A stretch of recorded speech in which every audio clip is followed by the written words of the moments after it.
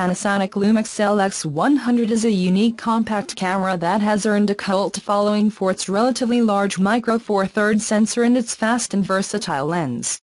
It has not been updated since it came out in 2014, but the wait ends today with the announcement of its successor. The LX100 II has the same f/1.7-2.8 lens equivalent to 24 to 75 mm with a 9-leaf aperture, and the micro Four Thirds sensor has been updated to 21.77 total megapixels. That equates to 17 megapixel images when taken with the default 4:3 aspect ratio, which is up to 13 megapixels in the original LX100.